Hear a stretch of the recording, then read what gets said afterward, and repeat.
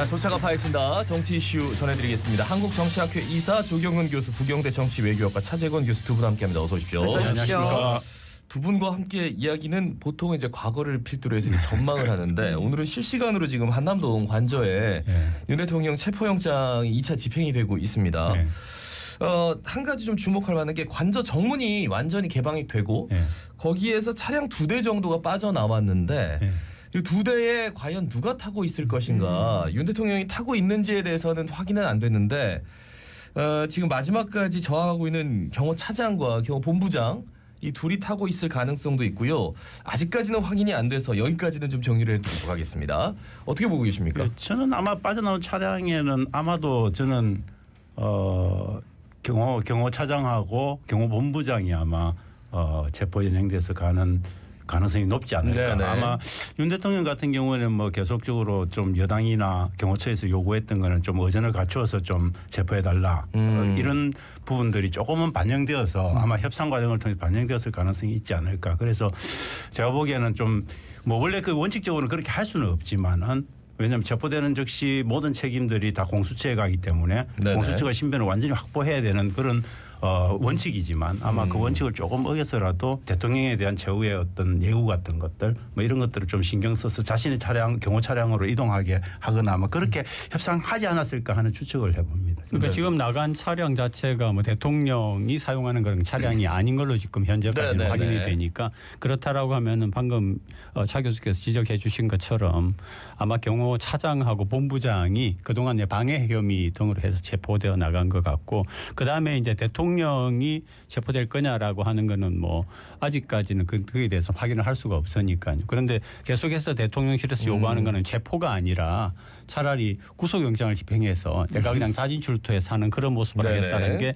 현재까지 아마 저희들이 확인한 대통령실의 입장으로 알고 있습니다. 지금 속보로 들어오는데 경호차장과 경호본부장 체포를 했네요. 그러니까요. 체포를 했고 아마 그게 경호차장과 경호본부장이 조경 교수님 말씀하신 것처럼 방해를 했다는 거죠. 차를 태워가지고 바로 소환을 한 것 같아요. 그러니까 가장 좀 저항이 강경파로 분류됐던 경호차장과 경호본부장이 실제로 이 둘에 대한 체포영장도 이제 그렇죠. 이미 이제 통과가 됐고 발부가 됐는데 일단은 그 둘이 이제 체포가 됐기 때문에 조금은 한숨 돌리면서 윤 대통령 체포영장 청구 집행을 좀 볼 수 있을 것 같다는 저는 생각이 완전히 듭니다. 뭐 구분응선 정도를 넘었다. 뭐 그렇게 봐야 되지 않을까 싶습니다.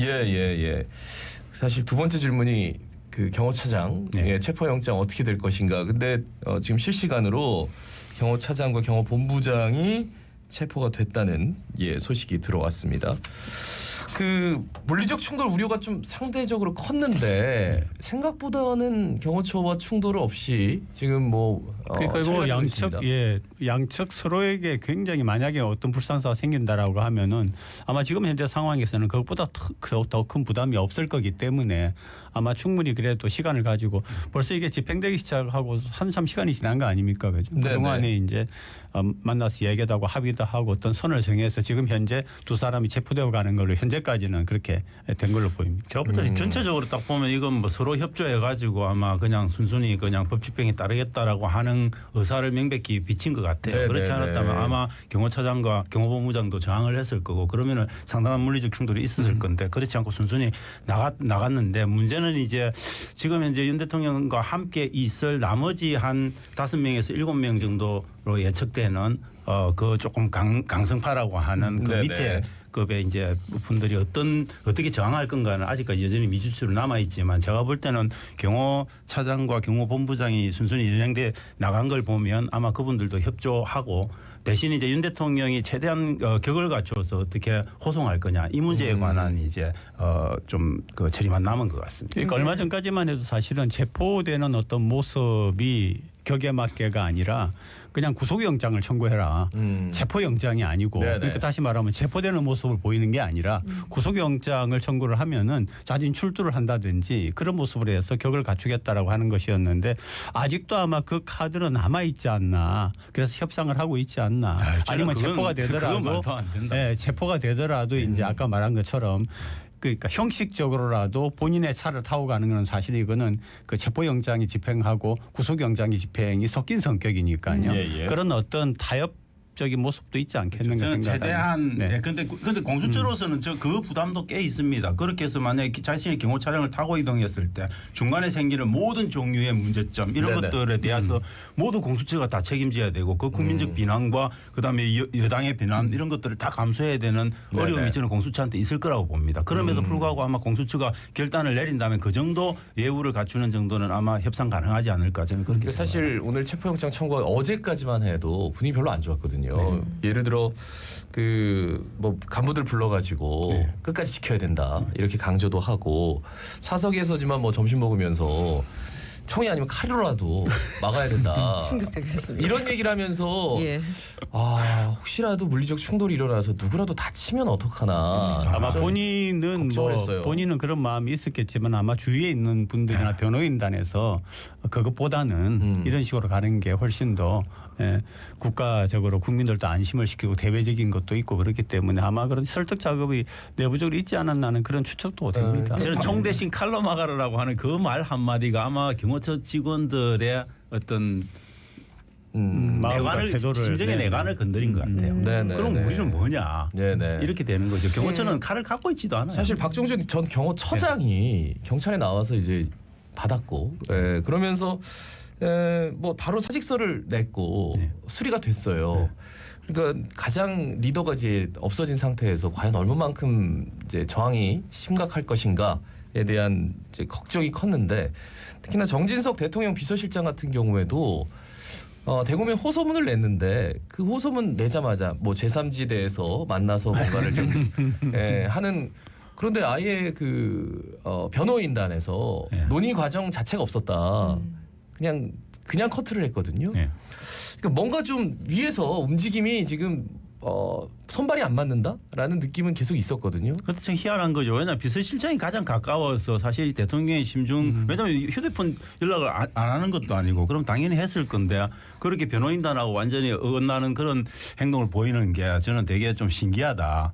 왜냐하면 비서실장이 가까이 그렇게 직원거리에서 대통령의 마음을 대변하지 못할 거면 그 자리에 있을 필요가 없는 거죠. 그런데 그렇게 틀린 이야기를 하는 거 보고 되게 놀랐고 그다음에 저는 제시하는 것들이 그게 말이 안 되는 소리들이 너무 많습니다. 사실은. 그게 국민적인 정서의 관점에서 보면 뭐 근데 정진석 비서실장이 이야기하는 것들은 참 저는 수용하고 받아들이기 참 어려운 것들이다. 뭐 자세히는 모르겠지만 정진석 비서실장 같은 경우에는 그래도 어떤 정치적인 맥락을 가지고 생각을 하고 이야기를 했을 거라고 생각을 하고 이번에 이제 경호처 시원들 앞에서 변호인이 나와가지고 이런저런 것들을 얘기한 것은 뭐 그게 잘못된 부분도 있겠지만 그래도 어쨌든 법적인 부분에서 이렇게 하면 이렇게 되니까 이렇다라고 하는 걸 설명을 하니까 약간의 차이점이 있지 않았나 하는 생각이 듭니다. 네, 지금 수사팀에서 김성은 경호차장 체포했다는 소식이 지금 들려오고 있고 근데 지금 체포를 했다면 그 김성훈 경호차장조차도 큰 저항을 하지 않고 체포가 되지 않았을까 지금 시간 관계상. 예, 그렇죠. 저는 100% 그렇다고 봅니다. 본인이 그냥 자진 출두하는 형식으로 그냥 별다른 저항 없이 왜냐하면 지금 1차 저지선, 2차 저지선 통과할 때도 큰 저항은 없었거든요. 사실 지지자들하고 이제 교통 정리한다고 한 2시간 정도 정문에서 대치하고 그러나 정문 이후 통과한 다음에 버스 차벽 치우는 데까지 그리고 버스 차벽을 막아서서 이제 그 옆을 막아야지 이제 경호처에서 그렇죠. 저항이 되는 건데 그냥 우회해서 들어가는 모습도 볼 수가 있었고. 그러니까 경호처장 입장도 좀 난감했을 거라고 생각을 하는 게 이게 본인을 보호하는 건지 대통령을 보호하는 건지 그런 입장이 있기 때문에 심하게 저항을 하게 되면 본인 보호가 되고 대통령에게 해를 끼친다는 생각이 들지 않겠습니까? 예. 저는 근데 개인적으로는 경호처장이나 경호본부장 정도 되면 결국 윤 대통령에 대한 자기 충성심을 좀 과시하고 보여주기 위해서라도 마지막 순간까지 딱 곁에서 직원 경호하면서 버틸 가능성이 매우 높다 그렇게 봤습니다. 그래서 내가 그렇게 경호한 거 잊지 말아주세요라고 아마 할 거다. 왜냐하면 이분들은 윤 대통령이 언제든지 복귀 가능하다라고 하는 확신을 갖고 계신 분들이기 때문에 그럴 거라고 생각했는데 생각보다는 쉽게 풀어버린 거죠. 그런데 저희가 좀 3차 저지선 그러니까 관저 앞에서 정진석 비서실장과 윤곽근 변호사가 나와서 체포팀하고 협의를 했다. 그렇다면 협의를 한 그 상황이 이미 내부적으로는 그러면은 경호차장은 먼저 가서 순순히 체포를 당해줘라. 그러고 나서 우리가 협의를 하겠다. 저는 좀 그런 모양이 있다고 생각을 하는 게 그런 만약에 내용적인 이번에 논의가 이렇게 있었어요? 새벽까지 세워가지고 아무것도 없이 그냥 계속 대치를 하고 있는 것도 불안한 거고 네네. 아무것도 없이 철수도 할 수 없는 그런 상황이기 때문에 방금 얘기하신 그런 부분이 충분히 가능하다고 봅니다. 그렇죠. 그러니까 조금 약간 뭐 윤 대통령 체포하는 과정까지는 좀 뜸을 들일 가능성 뭐 이런 것들도 좀 있는 거예요. 윤 대통령도 또 쉽게 뭐 시작하자마자 1시간 이내에 또 이렇게 연행돼 나오는 체포돼서 나오는 게 또 되게 국민적 그렇죠. 입장에서도 보면 좀 웃긴 거고 아마 네. 그런 과정들을 조금 생각을 하시는 것 지금 같아요. 석동일 변호사도 윤 대통령 공수처 자진 출석을 협의 중이라고. 자진 출석을 협의할 사항이 아니라 좀 일찍 출두했다면 많은 저희가 자진 사람들이 출석을 초반에 했었어요. 조사 과정에서 가서 뭐 본인 입장에서 네. 그래 나 당당하다면은 조사를 받았으면 좋을 걸 예. 지금 이 모양까지 끌고 저는 온 지금은 겁니다. 네, 그런 협상 자체가 불가능하다. 그런 예, 협상 예. 자체가 의미가 없다. 왜냐하면 지금 현재 그렇게 해서 뭐 거의 2,000명 넘는 그런 병력들을 동원해서 체포하는 그 실행행위에 들어갔는데 그 체포하는 실행행위가 없어진다. 그건 말이 안 되는 거죠. 공수처는 저는 굉장히 받아들이기 어려울 거다라고 봅니다. 그러니까 벌써 몇 번째죠? 예, 출두하라고 3번 요청하고 네, 체포영장 첫 번째 집행하고 그러고 나서 이제 2차 집행이니까 거의 한 달을 훌쩍 넘었어요. 예. 과연 윤 대통령 체포는 하지 않고 자진 출두하겠다 이런 요구사항이 이미 좀 너무 많은 기회를 줬어요. 들어갈까요? 저는 안 된다고 이제는 봅니다. 좀 왜냐하면 정진석 실장이 뭐 이번에 그걸 자기 그 호소문을 내면서 이야기했던 게 뭐 근데 인권 차원에서 윤 대통령에 대한 자기 방어권이 없어졌다라고 이야기를 하지만 지금 충분히 자기 방어를 해왔습니다. 네네. 그리고 충분히 자진해서 걸어 나와서 출두할 가능성들을 다 열어줬죠. 그런데 그런 것들을 모두 거부한 게 윤 대통령 자신이라는 겁니다. 그렇기 때문에 더 이상 저는 변명의 여지가 없고 지금은 그냥 순순히 체포되는데 문제는 체포돼서 호송에 이르는 과정들을 대통령이라고 하는 격식을 차려서 갈 거냐 이 문제만 저는 협상 가능할 수 있을 거다 그렇게 봅니다. 아마 예. 그 부분을 지금 의논을 하고 있는 것 같고요.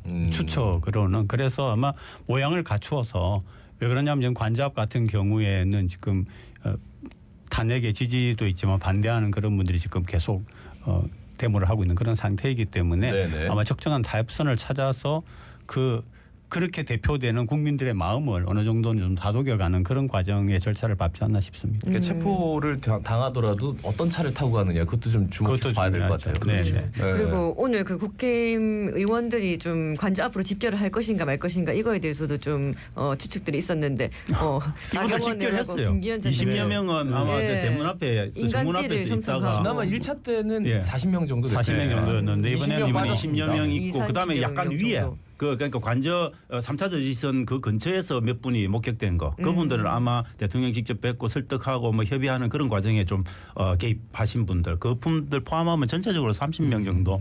그러니까 한 열 몇 분은 사실은 약속을 안 지키신 거고 아마 20여 명도 저항 없이 그냥 뭐 돌아가셨다고 그래요. 그러니까 전체적으로 볼 때 이제 비서실, 경호실, 경호처, 그 다음에 이제 국민의힘 이런 전반적인 분위기가 좀 시간을 굉장히 많이 끌어왔기 때문에 네, 예. 거기에서 이제 약간은 좀 중도 가운데 쪽으로 지금 전체적인 생각들이 모여가는 처음처럼 막 지켜야 된다, 뭐 절대 안 된다, 저쪽이 나쁘다 이런 데에서 네네. 약간은 좀 바뀐 그런 분위기가 뭔가 이 상황은 좀 보이고 정리해야 된다라는 네, 네, 쪽이 그렇죠. 네. 많은 그리고 분들이 뭐 본인이 정치적인 신념이나 이런 것들을 떠나서 그냥 생각하는 바가 아닌가라는 생각이 들어요. 너무 지금 경제적으로 어렵기 때문에. 네, 저는 그래도 되게 다행이다. 네. 왜냐하면 저는 거기 놓여 있는 그 태극기 그러니까 탄핵에 반대하는 입장을 가진 시민들이 굉장히 저항하고 이러면 굉장히 경찰 입장에서 난감할 거라고 봤는데 저는 그 저항의 정도가 물론 샤우팅하고 이런 것들은 있지만 그 적법한 범위 안에서 하고 계신다는 건 저는 대한민국이 그래도 아직은 그래도 저 성숙한 민주주의의 어떤 시민상을 보여주고 있다. 그래서 오늘 경찰이 기동대, 그러니까 경찰 기동대 차벽을 치고 그 다음에 한 3시 30분부터 이렇게 쭉 작업을 했는데 1시간여 정도가 걸렸다는 거는 그만큼 신중에 신중을 기했고 그렇죠.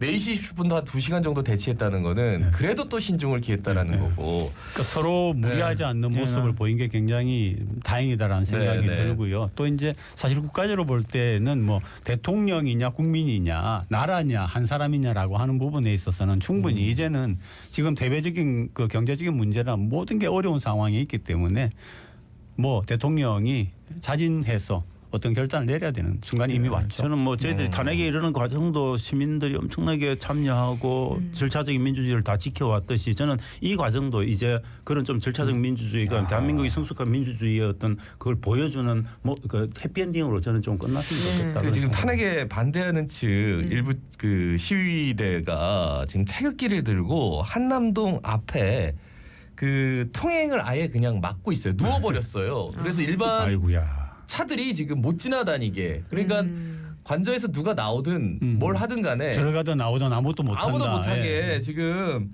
그래가지고 지금 경찰과 이 약간의 지금 경찰 저는 뭐 그 이건 뭐 기동대 말이 필요 없는 순찰대들과 겁니다. 경찰이 한 명씩 개인적으로 다 뜯어내야 되는 거죠. 네, 명백한 만약에 그렇다면 그 공무집행 명백한 방해이기 공무집행 때문에. 방해이기 때문에 예. 개인적으로 다 뜯어내서 다 의율해야 되는 겁니다.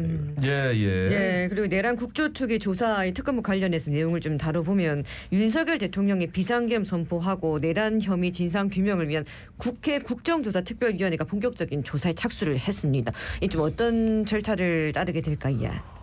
절차라고 하는 것들은 뭐 명백하게 없지만 제가 볼 때는 앞으로는 청문회도 관련한 청문회도 있고 정인 채택 과정에 대한 것도 있고 또 그다음에 관련한 기관들의 정부 기관들을 아마 부를 거예요. 기관장들을 불러서 기관장들의 어떤 보고를 받는 과정에서부터 시작해서 서류 제출 받고 정인 불러서 청문회 하거나 뭐 이런 네네. 과정들이 쭉 진행될 건데 이게 뭐 45일 만에 이제 끝내야 되니까 사실은 굉장히 촉박하다고 볼 수 있는 거죠. 근데 그 부분에 대해서도 뭐 해결이 됐는지 아직까지 확인을 못 하고 왔습니다만은 이제 지금 이야기한 거는 내란 특검이라는 명칭이 붙어 있는데 국민의힘 같은 경우에는 내란이 아니고 계엄이기 때문에 계엄 특검 뭐로 하자 이렇게 했는데 그 부분은 실질적으로 어떻게 될 거냐는 또 두고 봐야 되지 않을까 싶은데. 그렇죠. 국정조사는 또 별도로 네네. 돌아가는 거고 네네. 국정조사 특위는 별도로 들어간 거고 내란 특검이냐 이 부분은 또 이제 지금 내란 특검 대 계엄 특검이 붙고 있으니까 그런데 두 개의 차이가 너무 커요. 제가 볼 때는. 그래서 중간에 협의해서 가기가 좀 저는 쉽지 않지 않을까. 결국은 야당이 아마 계엄 특검의 내용을 그대로 받아들여서 간다.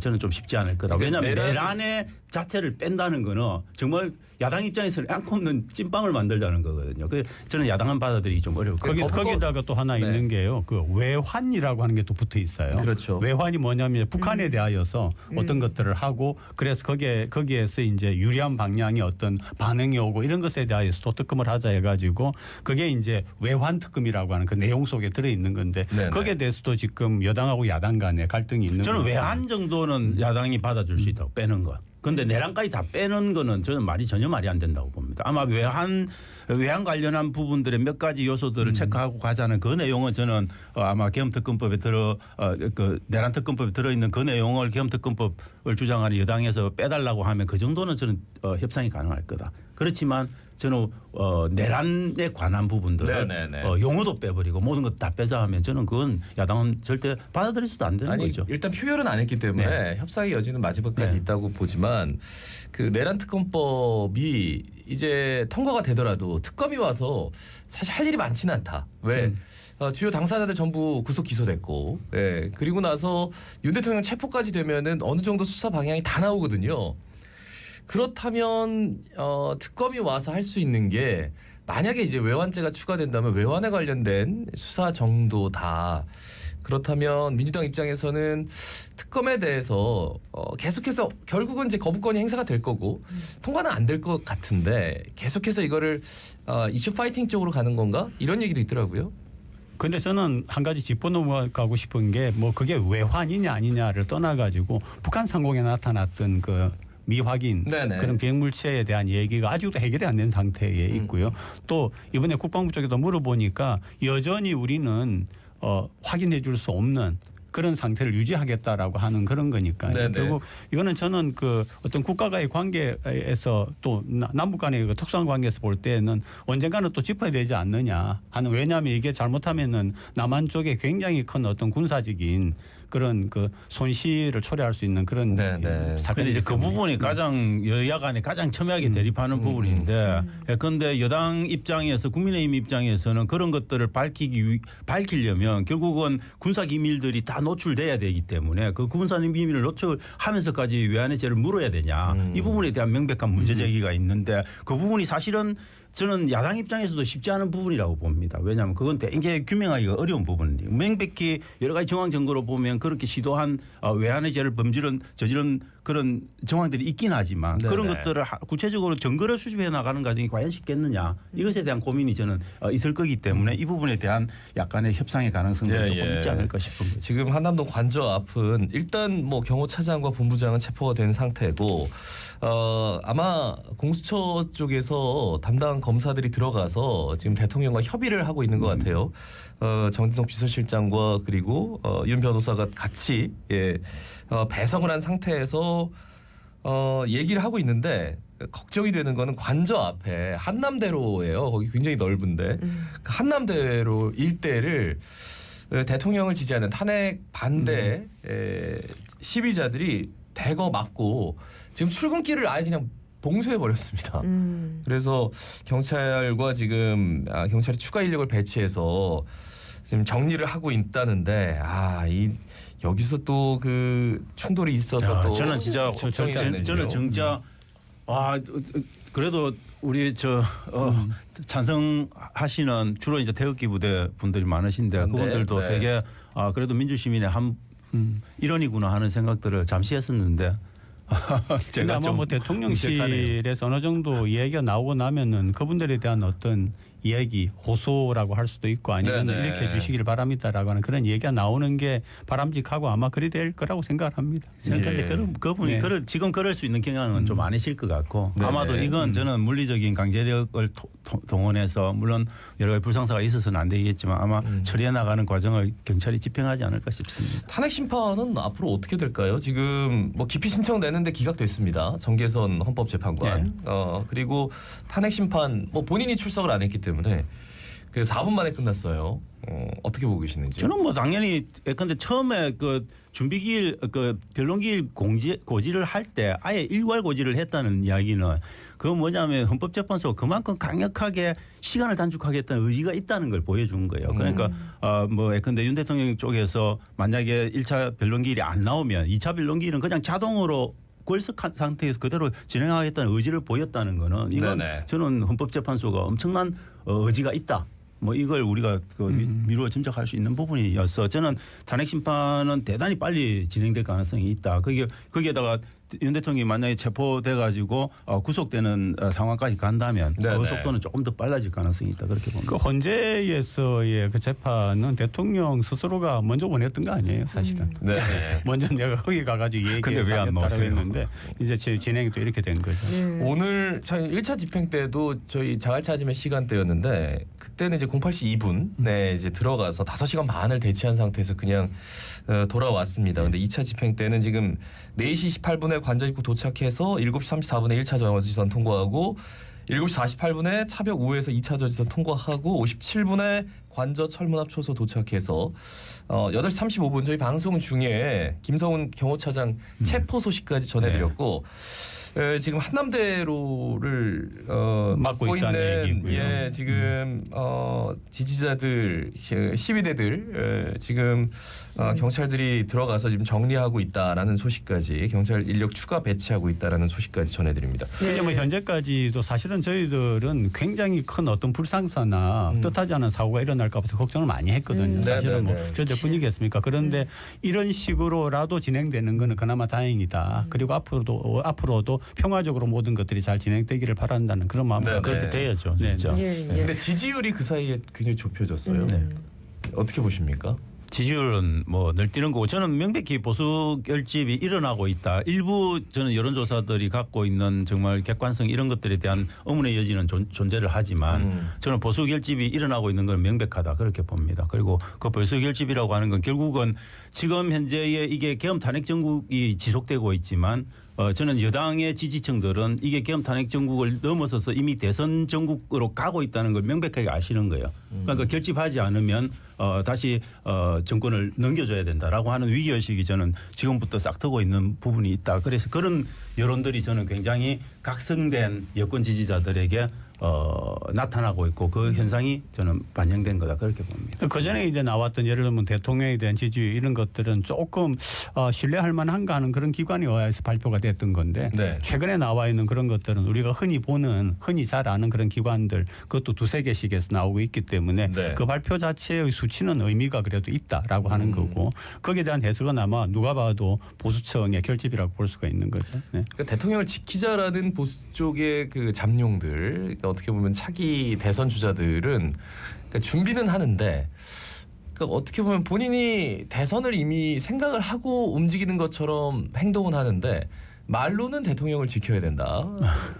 이런 것들은 그 어떻게 보면 표를 의식한 건가요? 그 보수에 대한 지지도 있고요. 네. 얼마나 되는지 모르지만 윤 대통령에 대한 지지도 있기 때문에 두 마리 토끼를 다 잡고 가자. 잡힐지 안 잡힐지는 두고 봐야 할 일이지만 그분들 이미 저는 윤 대통령의 운명은 다 알고 있다고 봅니다. 윤 대통령이 자기 운명을 스스로 긍정적으로 개척해 나갈 가능성은 거의 제로에 가깝다고 이미 판단을 하고 계신 거고 조기 대선의 전국은 열렸다라고 판단을 하시는 거고 그 속에서 조금씩 생색내가면서 자기 정치적으로 뜯어먹을 걸 뜯어먹는 거예요. 제가 볼 때는 40 몇 명 가까운 분들이 그 관제에 모이는 이유도 네네. 윤 대통령에 대한 충성심보다도 자기를 보여주고 싶은 마음이 강한 겁니다. 그런 것들이 드러나고 있다. 그렇게 봅니다. 그러니까 그 여권의 후보로 보이는 분들 중에는 대놓고 그냥 이것저것 이야기하시는 분도 있고 네. 아니면 적당하게 딱 골라가지고 이야기하시는 분도 있고 그렇죠. 네, 말씀 여기까지 듣습니다. 한국정치학회 이사 조경은 교수, 부경대 정치외교학과 차직원 교수 두 분과 함께 정치 이슈 조차가 파헤친다 진행했습니다. 고맙습니다, 두 분. 고맙습니다. 네, 감사합니다. 오늘 참 시끌시끌한 하루로 시작했는데 내일 찾아뵙겠습니다. 자갈치 아침에 18,000